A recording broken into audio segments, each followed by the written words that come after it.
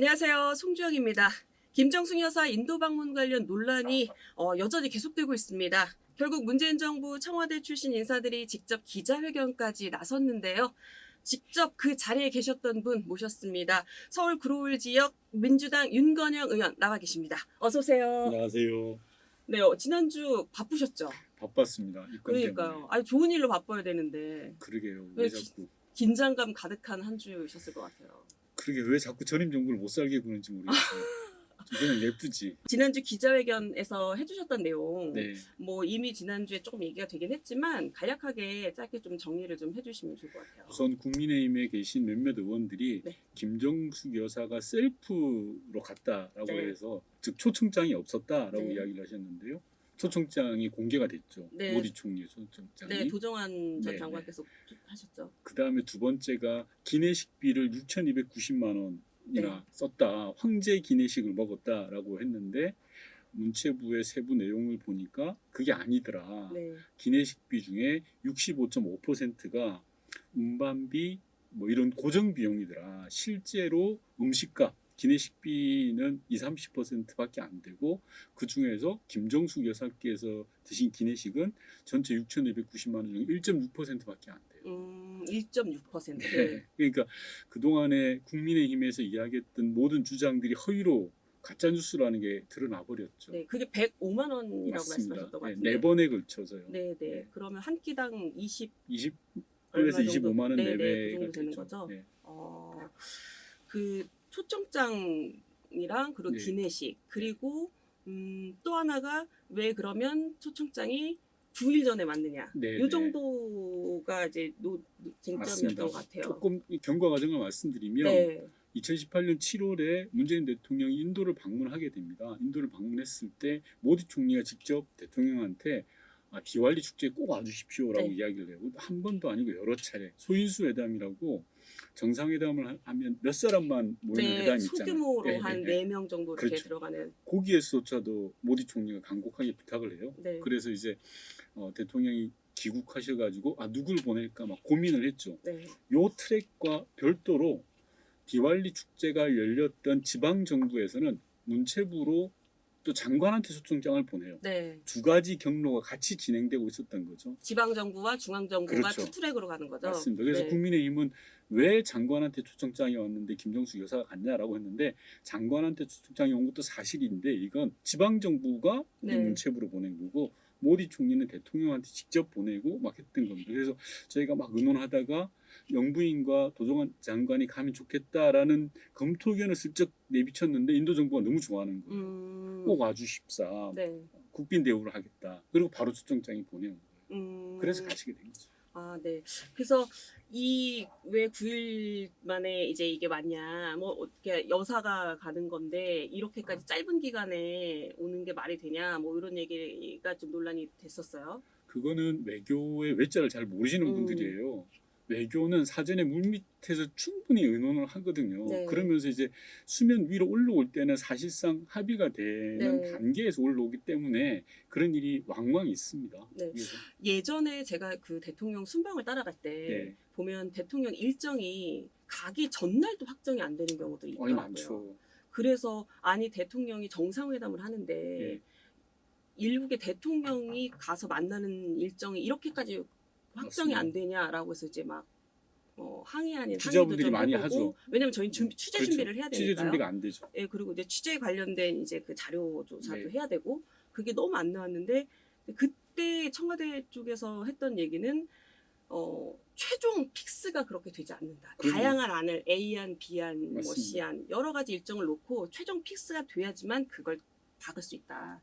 그래서 최종 그 일정표 출력 자체도 가기 맞습니다. 전날 뭐 이 정도 할 수 있다. 그래서 순방가는 아침에 배포되는 경우도 있더라고요. 그런 경우 많습니다. 그래서 그러면 제가 묻고 싶은 건 이 9일 전에 온 초청장도 약간 그런 형식의 것이라고 그렇죠. 봐야 할까요? 급박하게 진행됐던 거고요. 조금 전에 말씀 잘해주셨는데 혹시 2018년에 평양 정상회담 혹시 네. 가셨습니까? 저는 그때 그렇습니다. 제비뽑기 밀렸어요. 밀렸습니다. 그때 네. 문재인 대통령 김정은 위원장이 백두산 등반을 같이 하셨잖아요. 그렇죠. 이제 와서 말씀드리지만 백두산 등반 일정은 평양을 가기 한참 전부터 의논이 됐던 겁니다. 사실은. 아, 네. 그런데 우리가 그 일정을 기자단에 공지한 건 하루 전날 공지했어요. 네, 갑작스럽게 했다고. 예, 네. 예. 왜냐하면 백두산 등반에 따른 기후 조건을 우리가 알 수가 없고, 그리고 평양 정상회담의 성과가 어떨지 알 수가 없잖아요. 성과도 안 좋은데 백두산 갈 일이 뭐가 있겠습니까? 네. 성과가 어느 정도 돼야 가는 거잖아요. 이처럼 정상급 외교에 있어서의 일정은 되게 급박하게 움직입니다. 하루 전날 확정되는 경우도 많고요. 네. 그렇습니다. 아, 그럼 전 이건 좀 논의 질문인데 하나 드리면, 그 문재인 대통령이 이 모디 인도 방문했을 때 네. 모디 총리가 문재인 대통령 이제 당시 대통령한테 굉장히 호감을 보이면서 갑자기 트램인가요? 네, 를 탄 적이 있어요. 맞습니다. 그래서 지하철 탔죠. 지하철. 예, 예. 그래서 갑자기 막 이제 뭐 참모진들이든 막 우왕좌왕하고 막 이제 그 당시 순방 쫓아갔던 기자들도 막 그 취재하느라고 우왕좌왕인데, 그것도 그러면 일정에는 맞습니다. 있었는데 최종 픽스가 그 현지에서 됐다고 봐야 되는 건가요? 경우의 수가 있었던 건데 그 경우를 선택한 거죠. 아, 그래요? 예, 예, 예. 그리고 그런 경우 굉장히 많습니다. 예를 들어서 당시에도 네. 인도 모디 총리가 7월 달에 와서 정상회담에서 이렇게 이야기를 합니다. 대통령께서 11월 디왈리 축제를 꼭 와주세요. 네. 라고 하니까 대통령이 뭐라고 그러냐면, 죄송한데 지금이 7월인데 넉 달 후에 또 오는 게 어떻겠냐라고 완곡하게 좀 이제 표현을 하죠. 네. 그랬더니 인도 모디 총리가 한 번 더 이야기하는 거예요. 그래도 우리한테 디왈리 축제는 정말 중요하다. 최고위급이 꼭 와주셔라. 라고 이야기를 하는 겁니다. 그 부담을 안고 문재인 대통령이 귀국하셔가지고 이제 고민을 했던 거죠. 누굴 보내냐, 총리를 보내냐, 뭐 영부인을 보내냐, 장관을 보내냐, 이런 고민들 속에서 결론이 나왔던 거죠. 아, 그래요. 네. 이런 논란이 한참 되다가 지난주에 이제 이제 문재인 정부 출신 분들이 이제 뭐 국회에서 기자 간담회 형식으로 다 모이셨더라고요. 네. 거기서 이제 뭐 굉장히 이제 적극적으로 반박도 하고 디펜스도 하고 하시던데, 문 대통령도 이제 그 말씀을 하셨어요. 왜 6년 지난 이 사안을 가지고 이렇게 특검을 주장하니 너무 한심하다. 그리고 이제 품격 있는 정치를 좀 하자. 이렇게 좀 비판을 하시면서 굉장히 조금 불편한 심기를 이제 공개적으로 드러내셨단 말이에요. 네. 근데 이제 당사자인 김정숙 여사는 본인이 이제 갔다 와서 논란의 중심에 서 계시잖아요. 네. 혹시 따로 좀 소통을 좀 하셨어요? 여사님은 뵙지는 못했고 대통령을 뵀는데요. 아, 직접 뵀었어요. 제가 뭐 여기서 말씀드리기는 그렇지만 화가 많이 나시죠. 그러니까 입장 바꿔놓고 생각해서 모디 총리가 대한민국을 그때 어떨까요? 본인이 네. 와달라고 해서 대한민국 영부인이 갔고, 또 그거에 대해서 모디 총리가 감사 편지도 하고 네. 대통령한테 인도 전통 의상도 보내주시면서 아주 두 분의 케미가 좋았거든요. 네. 그런데 대한민국의 집권 여당이라는 사람들이 네. 야, 그 초청장 안 왔어, 셀프래, 황제 식사를 했대, 이런 식으로 가면 모디 총리 입장에서는 참 대한민국 외교가 우습게 전 느껴질 거라고 생각하고요. 네. 대통령 입장에서도 마찬가지고, 당시에 김정숙 여사께서 가는 걸 되게 저항하셨어요. 그렇지 않겠습니까? 영부인이 혼자 네. 이렇게 외교 활동을 떠난다는 것 자체가 쉽지 않은 일이거든요. 근데 주변에서 외교부나 문체부나 여사님이 가는 게 제일 좋겠다. 네. 왜냐하면 인도가 세계에서 인구가 제일 많고요. 네. 우리가 신남방 정책이라 그래서 인도를 우리의 전략적 파트너로 삼았어요. 그래서 대통령이 엄청나게 많은 공을 들였습니다. 문재인 정부가 추진하는 외교 정책 중에 굉장히 맞습니다. 핵심을 두는 맞습니다. 정책이 맞습니다. 신남방 정책이었잖아요. 예, 아주 공을 들였기 그렇죠. 때문에 여사님이 갔던 거거든요. 그런 상황이다 보니까 문재인 전 대통령은 화가 많이 나셨죠. 이거는 국익에 위해서도 이런 논란이 무슨 도움이 되냐. 저는 국민의힘에서도 외교관 하시는 분들도 꽤 있을 텐데 왜 이러는지 이해가 안 됩니다. 정말 대한민국 국익과 외교적 이득에 단 1도 도움이 안 되는 짓을 하고 있어요. 김정숙 여사 이 인도 관련해서는 혹시라도 그 조금 사실관계의 다른 것들에 대해서는 법적 조치하신다고 하셨잖아요. 예, 지금 김정숙 여사께서 직접 고소를 할 계획으로 있고요. 법적 검토를 하고 있습니다. 그래서 이번 기회에 버릇을 고쳐야 된다고 생각합니다. 그러면 실질적으로 조금 그 법적 조치에 대해서 좀 진행이 꽤 됐다고 봐야 되나요? 네. 지금 변호사를 통해서 위법한 행위들을 파악을 하고 있고요. 네. 이거는 버릇 고쳐야죠. 이거는 김정숙 여사에게도 별로 좋지 않지만 대한민국한테도 안 좋은 겁니다. 이런 식으로 국익을 훼손하는, 외교를 훼손하는 짓을 그냥 내두면 안 되죠. 그래서 이 부분은 끝까지 저는 조치를 취해야 된다고 생각합니다. 저는 경고성 메시지 아예 아닙니다. 네. 실질적인 조치가 네. 있을 거라는 말씀이시군요.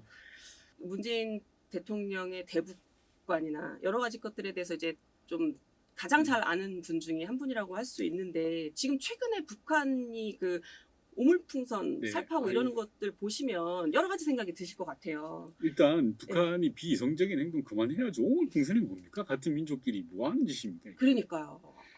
우리 아니 그래서 국가 대 국가 네. 놓고 봐서도 이거는 조금 처음 짓이죠. 아, 중단해야죠. 네, 우선. 그쵸. 네. 우선은 근데 이제 이게 지금 계속 하고 있고 이제 4차례 되고 있단 말이에요. 네. 근데 오늘 민주당 그 김병주 의원이 얘기하시기로는 4차례가 이게 올 동안 우리 정부가 그거에 대해서 제대로 막지를 못하고 있다. 네. 그거는 우리 정부의 허점을 보여주는 거다라고 얘기를 하더라고요. 근데 이걸 어떻게 막을 수 있을까요? 그러면? 우선 현 정부는 북한의 오물풍선을 보내니까 9.19 군사합의를 파기하겠다라고 네. 이야기했죠. 네. 그리고 대북 학생기를 다시 틀겠다라고 네. 이야기해요. 제가 오히려 현 정부한테 여쭤보고 싶어요. 9.19 군사합의를 파기한다고 오물풍선을 막을 수 있어요? 대북 학생기를 다시 튼다고 해서 오물풍선을 막을 수 있어요? 못 막잖아요. 네. 오물풍선을 막는 건 대화를 통해서 막아야 돼요. 즉 민주당이 만들었던 법이 대북 전단 금지법이란 말입니다. 네. 우리도 안 보낼 테니까 니네도 보내지 말아라 네. 라고 일종의 신사협정을 맺어야 돼요. 이거. 그래서 역대 남북 접촉에서 대북 전단과 관련해서 매번 이슈가 됐던 겁니다. 그래서 서로가 하지 말자. 이거. 네. 이 사소한 걸로 반응하지 마, 하지 말자라고 합의를 했었어요. 네. 그게 2018년 판문점 회담이었던 거죠. 그런데 이제 북에서 오물풍선을 날리고 우리는 또 탈북자 단체에서 대북 전단을 네. 날리는 거예요. 서로 갈등이 에스컬레이트 되는 거라고 네. 생각해요. 이래서는 안 됩니다. 이렇게 해가지고 막을 수가 없고요. 김병주 의원께서 말씀하셨던 것은 오물풍선에 오물이 아니라 혹시라도 무기가 들어갈 때 생화학 무기가 들어가면 어떻게 하냐라고. 심각하죠. 네. 막을 도리가 없어요. 그게 대한민국의 오늘의 현실이에요. 네. 왜냐하면 북한과 우리 대한민국이 너무 가까워요. 그렇죠. 휴전선을 MDS를 경계로 해서 거의 붙어 있잖아요. 특히나 네. 경기 북부 같은 경우에는 도시화가 많이 진행이 되어서 MDS하고 얼마 차이도 안 나요. 몇 킬로밖에 안 떨어져 있어요. 이렇기 때문에 우리는 힘에 의해서 북한을 강제하고 압박하는 것도 필요하지만 대화를 통해서 북한을 설득하는 것도 필요한 거예요. 그런데 현 정부는 강대강으로만 부딪히려고요. 앞서 말씀드렸던 것처럼 오물풍선 던진다고 하니까 기분 나빠서 9.19 합의 안 해. 포기야. 파기해. 그 다음에 대북 학생이 또 틀어버려. 아니, 북한을 막을 수 있나요? 국민을 위해서라면 뭐든지 해야죠. 못 막잖아요. 막을 수 있는 수단을 못 사용하고 있잖아요. 그러니까 대응법이 잘못됐다. 네. 이 강대강 대치가 간혹 필요하다면 할 수도 있으나 지금 단계에서 이 오물풍선에 대한 대응이 이런 강대강 대치는 아니다라는 그럼 말씀이시죠. 힘으로 제압할 수 있을 땐 해야죠. 네. 저는 안보는 제1의 우리가 지켜야 될 원칙이라고 생각합니다. 대한민국 국민을 지키는 게 최고죠. 네. 정부가 해야 될 게. 네. 그런데 오물풍선을 힘으로 우리가 막을 수 있냐는 거예요. 못하잖아요. 원하는 것을 얻지 못하는데. 네. 그럴 때는 강대강도 있지만 대화를 통한 설득과 압박도 있어야 되는 거죠. 근데 지금 현 정부는 오로지 강대강으로만 가는 거잖아요. 예를 들어 2014년도에 우리 대북전단을 날렸을 때 북한이 고사포로 쏘았습니다. 그래서 네. 그 탄환이 우리 민간 지역에 떨어지기도 했어요. 네. 그런 상황이 발생한다면 손해보는 건 우리예요. 그렇잖아요. 그렇죠. 예를 들어서 그런 상황들이 외신에 보도되면 우리는 갈등의 진원지가 되는 거잖아요. 네. 대한민국 경제에 치명적입니다. 경제 직격탄이에요.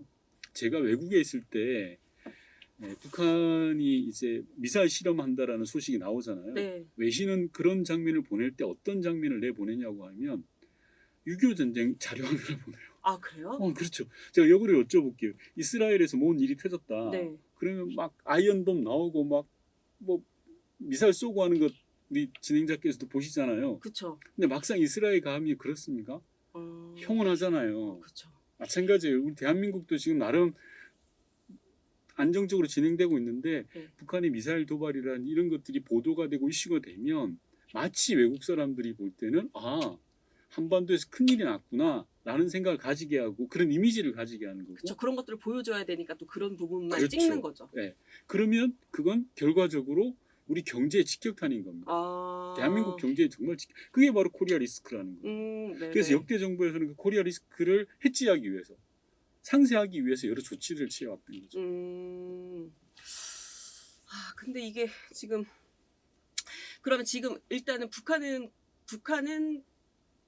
정부가 국가가 지금 공격을 하는 거잖아요. 그렇죠. 근데 우리는 이제 가령 전단지는 민간단체가- 민간이잖아요. 네네. 그 차이가 중요한 차이긴 합니다. 네. 북한은 사실 북한 사회 특성상 국가 단위에서 지금 오물풍선을 보내는 거고 우리는 민간이 보내기 때문에 우리 정부에서는 민간의 표현의 자유를 억누를 수 없다라고 네. 하는 거죠. 그쵸. 그래서 저희 민주당에서 법을 만들었던 거죠. 대북전단 금지법을 만들었던 거죠. 그런 취지에서. 아, 이거는 일단 강대강 대치로 우리가 지금까지는 얻을 수 있는 건 없고 다만 국민 불안을 조금 잠재워줘야 되는데 그거에 대한 상황 관리가 지금 안 되고 있는 거에 대한 좀 네. 우려가 있다. 이 정도로 이해를 좀 하고 넘어가도록 하겠습니다. 그 이화영 전 부지사 쌍방울 네. 대북송금 선고 결과가 나왔어요. 그래서 이게 지금 1심에서 9년 6개월이면 상당한 중형. 네. 이거든요. 예상보다 엄청 많아요. 그렇죠. 그래서 민주당 지도부도 좀 통화를 해보니까 예상을 이 네. 정도로 하지 않으셨던 것 같더라고요. 약간 당황하셨던 네. 것 같은데 이 결과에 대해서는 좀 개인적으로는 어떻게 보세요? 법원의 판결이라 뭐 존중을 해야 되겠습니다만 네, 법원의 판결까지 가는 과정에서 발생했던 여러 문제들, 즉 검사가 수사 과정에서 피의자들끼리 모여서 네, 소위 말하는 이제 전문 용어로 간담회라 그러거든요. 네, 간담회를 하면 안 돼요. 음. 피의자들끼리 서로 만나서도 안 되는 건데 그걸 주선했다라는 의혹이 있잖아요. 네. 그렇죠? 그리고 또 하나 국정원 보고서에 의하면 쌍방울이 주가 조작을 위한 용도로 쓰여졌다는 네, 게 네, 있잖아요. 즉 이화영 전 부지사에 대한 유리한 증거들은 다 배척을 한 결과인 것 같아요. 네. 대단히 좀 저는 의외다라는 생각이 들고 이 부분은 저희 뭐 민주당도 저 조사를 해보고 2심에서도 판단을 좀 지켜봐야 될 부분 아닌가. 섣불리 이야기하기는 좀 어렵다라고 봅니다. 이제 이 결과 나오면서 사실은 뭐 여당에서는 다음 타깃이 이제 이재명 대표다라고 이제 얘기를 하고 있잖아요. 이제 뭐 이건 더 봐야 돼. 한동훈 위원장도 그렇게 이야기하고 예, 한동훈 위원장도 그렇고 나경원 의원도 그렇고 계속 이제 얘기를 하고 있는데 물론 이걸 더 지켜봐야 되기는 하겠지만 어쨌든 그런 얘기들이 민주당에서는 어쨌든 이재명 대표 사법 리스크를 좀 더 떠안고 가는 문제인 거는 맞는 것 같은데. 그러니까 한동훈 위원장도 급한 것 같아요. 아, 그래요? 뭔가 축전하고 싶어가지고 아, 마음이 지금 막 지금 이 전대 앞두고 예, 그런 거 예, 예, 같은가요? 막 근데 네. 수가 보이죠. 저라면 저렇게 안 할 것 같아요. 아, 그래요? 왜 저래요? 미천 드러나는 거지. 아. 가만히 있어야지. 뭘 자기가 나서서 이재명 대표가 뭐 연관성이 있네. 대통령이 되더라도 큰 문제가 나네 안 되는 뭐 네네네. 법회적을 하고 있는데 헌법학자도 아닌 것이 정말 그러면 정치가 네. 하수들이 하는 모습이에요. 하수들이 하는 네. 모습이다. 한동훈 위원장도 마찬가지. 나경원 의원님도 네. 당대표 선거 욕심도 나고 하니까 네, 이런 네, 분들이 막 입을 대시죠. 그냥 두고 보셔야 돼요, 이거. 법률적으로 1심, 2심 대법까지 쭉 가는 거잖아요. 보시면 되겠죠. 이런 걸 가지고 입을 대고 하는 것 자체는 본인 스스로 조급하고 급하다라는 걸 보여주는 거예요. 특히 한동훈 위원장의 메시지는 저는 주변에서 이렇게 잘 이렇게 뭐랄까요, 이렇게 조언해주는 참모 그룹이 없구나라는 느낌이 들었어요. 당심을 향한 너무 좀 조급한 외침이다 이렇게 보시는 그렇죠. 거예요? 막 이런 표현해도 되나? 머리 들이미는 거잖아요. 이게 굳이 그럴 필요 없어요. 이 사안은 여전히 아직 1심이기 때문에 네. 무죄 추정의 원칙에 맞게 조금 더 지켜봐야 되는 그리고 거다. 집권 여당의 대표가 되시려고 하는 분이 가볍게 해서도 안 되죠. 지금 국민의힘은 그런 거 아니에요. 제가 아주 국민의힘에 대해서 한마디만 좀 하고 가면 네. 여당은 자동차의 범퍼 기능을 해야 돼요. 네. 쉽게 말하면. 자동차의 범퍼라는 게 뭡니까? 사고가 나면 그 충격을 네. 흡수하는 데잖아요.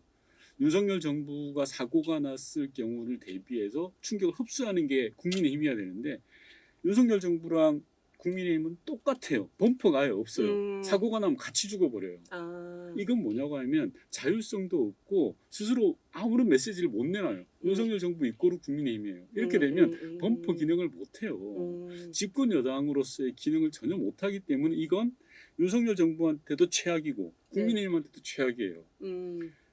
집권 여당이 집권 여당 다워야 돼요. 그런데 한동훈 위원장도 마찬가지고 그 동네에서 소위 말해서 대장이 되고자 하시는 분들의 메시지들이 영 하수예요. 국힘에서 한동훈 위원장이 당대표 될 가능성이 나오면 높다고 되시겠죠. 보시는 거죠? 네. 근데 뭐 그게 제가 말씀드린 것처럼 네. 그렇게 해가지고는 윤석열 정부한테도 도움이 안 되고요. 국힘에도 도움이 안 돼요. 한동훈 위원장 전 위원장 자체도 크게 대권을 예. 꿈꾸시는 입장에서도 도움이 안 되고 저 오늘 본회의 있잖아요. 예, 2시에 예정돼 있다고. 예.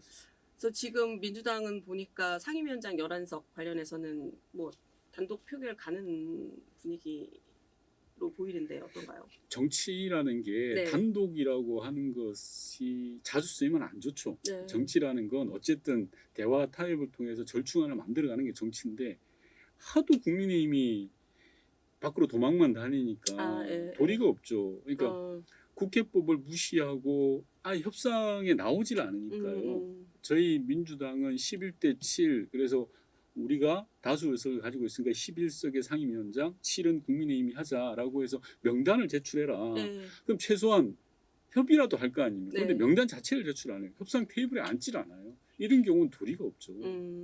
우리가 어떻게든 법을 어길 수는 없잖아요.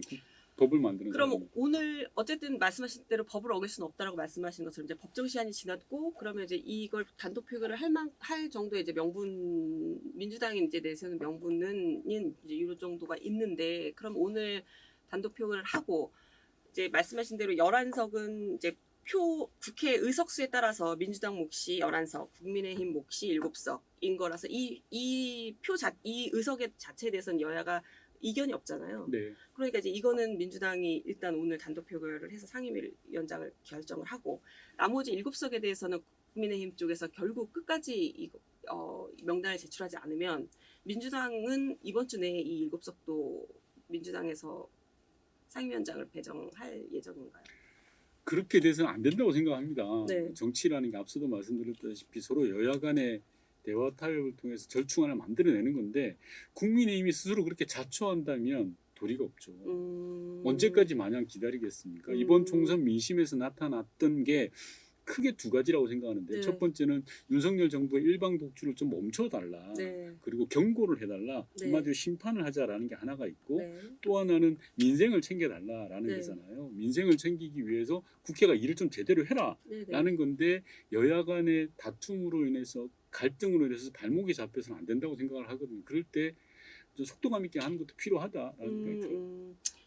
그 21대에도 그 민주당이 상임위를 다 이제 가지고 가셨었잖아요. 네. 그때는 속도감 있게 좀 못했다고 평가를 하시는. 일장일단이 있었던 것 같아요. 네. 속도감 있게 갔던 부분도 있고 못 갔던 부분이 있는데 네. 지금 22대에 들어서는 21대보다 더 많은 의석을 야당한테 준 거 아닙니까? 결과적으로. 네. 역대 최고의 의석을 준 거잖아요. 네. 저는 저는 민주당의 부담이 엄청 크다고 생각해요. 저는 국민의힘이 왜 이러는지 이해가 안 돼요. 입장을 바꿔놓고 생각하면 이 민주당 열심히 하세요라고 제가 국민의힘이면 다 하겠어요. 그냥. 그게 국회 테이블이라는 게 맞죠. 아까 말씀드렸던 집권 여당의 자세죠. 아니 나는 못해. 너하고 안 할 거야. 협상도 안 하고 테이블도 안 앉을 거야 라고 그냥 목리부리듯이 하는 건 집권 여당의 올바른 태도는 아닌 것 같아요. 그러니까 저는 정치라는 게 일을 제대로 하고 안 하는 것도 있지만 태도의 문제도 크잖아요. 네. 지금의 국민의힘의 모습 보여주는 태도가 온당하냐 국민들이 볼 때 아닌 거라고 봐요. 네. 물론 뭐 민주당도 더 잘해야 되겠습니다만 국민의힘이 보여주는 태도가 발목 잡고 뭐 우리 모두 이야기했지만 전임 정부 막 흠집내고 전임 정부의 외교적 성과에 대해서 막 흠집내고 하는 것들에 대해서 국민들은 평가할 거예요. 선거 끝난 지 2달도 채 안 됐잖아요. 선거 끝나자마자 뭐라고 하셨습니까? 경의 결과를 수용하고 바뀌겠습니다라고 네. 했는데 국민의힘이 보여주는 모습이 바뀐 게 하나도 없잖아요. 그럼 국민들은 뭐라고 생각할까? 아, 쟤들 정신 못 차렸어. 이렇게 끄거든요. 그래서 저는 국민의힘이 좀 보다 크게 생각했으면 좋겠어요. 저희가 앞에 북한 얘기했을 때 정부와 북한 강대강 대치한다고 얘기했잖아요. 근데 이제 국민 입장에서 여야를 국회를 봤을 때는 여야도 또한 강대강 대치를 한다라고 보여질 것 같아요. 네. 아쉽죠. 그런 예. 부분이. 그러면 이거는 풀 수 있는 방법이 없을까요? 아니, 국민 저는 입장에서 되게 답답하죠. 저도 되게 답답해요. 근데 그게 포인트가 있었어요. 그 포인트가 뭐냐고 하면 최혜병 특검법이에요. 사실은. 예. 그렇지 않아요? 이재명 대표가 윤석열 대통령 만나고 네. 와서 예. 서로 조금 대화하고 협치할 영수회담을 분위기에 해서 와서. 야 우리 협치하자. 네. 협치할 수 있는 건 같이 하고 안 되는 건 또 안 되는 거야라고 네네. 이야기를 했는데 가장 대표적인 게 최혜병 특검법이었잖아요. 음. 최혜병 특검법은 그냥 일반 특검법이 아니에요. 네. 우리 국민이 억울하게 죽었는데 그 진실을 밝히자라는 거였잖아요. 이거는 그런데 그 법안에 대해서 거부권을 행사한 거예요. 그죠? 거부권 행사의 본질은 용산 지키기 말고는 해석이 안 돼요. 그렇잖아요. 이게 뭐 여러 가지 핑계를 대는데 그건 핑계일 뿐이고 최혜병 특검법을 받았더라면 네. 달라지는 거예요. 국민들이 총선에서 나타난 민심의 척도가 그거였잖아요. 첫 단추를 잘못 네. 깨고 있는 거예요. 국민의힘도 마찬가지고 윤석열 대통령도 마찬가지고. 윤석열 대통령 총선 직후랑 지금 어때요? 총선 이전으로 완전히 돌아갔잖아요. 네. 오히려 더 하잖아요. 그럼 이 최혜병 특검법 같은 또 다른 모멘텀으로 지금 이제 다시 좀 올 수 있는 뭐가 있을 수 있을까요? 최혜병 특검법 받아야죠. 받아야죠. 여전히 이 최혜병 이 특검법 최혜병 특검법은 대한민국에서 군에 자식을 보낸 부모의 마음과도 같은 법이에요.